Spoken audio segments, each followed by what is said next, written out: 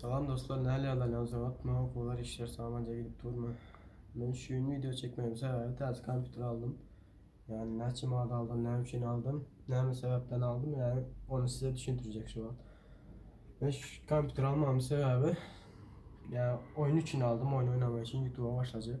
Yani YouTube'a başlandığından sonra ne bileyim ya oyunlardan oyun taze çıkan oyunlardan var, PUBG oyunu var. Evet. Yani bir sürü oyunlar var. Yani ben şu an PUBG oyunu gördüğüm için yani şu an oynamak için kompütür aldım taze. Yani YouTube kanalı başlayacak. Ya YouTube kanalım var da şu an yani onca adam yok, 217 adam yani şunca var. Yani sizin sayenizde yani ama az olup yani browser'a gollasanız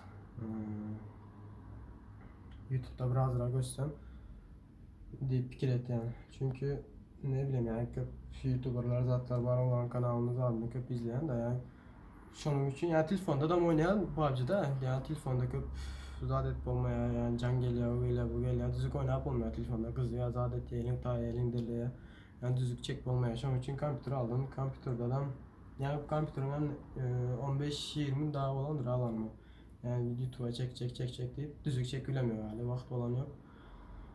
Hep kompütürün ama öyle köp sade yok yani aldım normal işlep duruyor yani tunda bir mikrofon ile zat naушник ile zat gerek web kamera gerek yani video çeken vaktim sesim zadım gelir yani hazır koyuyorsun videolar zatları nu zadım yok ses kameram sesim yok kameram yok şunun için düzgün koyulamıyor yani hasta alsam zaten normal oyunu koyup başlayacak da yani eğer oyunu oynayan olsanız oyunu PUBG oyunlardan oynayan Türkmen oğlanlarımız var olsa kanalıma abone olabilir, ağza olabilir, gollayabilir.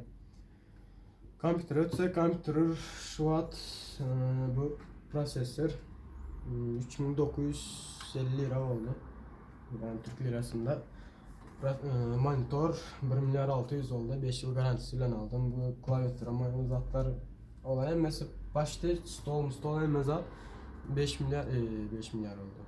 Aynen 5 milyar 500 başta 6 milyara yakın oldu. Yani kamera almalı, naушник almalı. Onlardan başka. Yani şu ay simyalı azal goldap birazrak kanalıma bana birazrak azal olsanız diye düşünüyorum yani. Çünkü benim azrak şu videolardan faydalanacak olan özüme. Çünkü governim için yani YouTube işlerini governim için YouTube başlayacak olan şunun için ne oldu işte abi. Şunun için YouTube başlayacak olan da yani azal olup dilerseniz YouTube kanalımda görkezeyin. Gel azrak yakırak. Şöyle Ahlas Hakkı'ya 217 abone var yani videolar zatlar var. Böyle attık. Böyle de videolar var.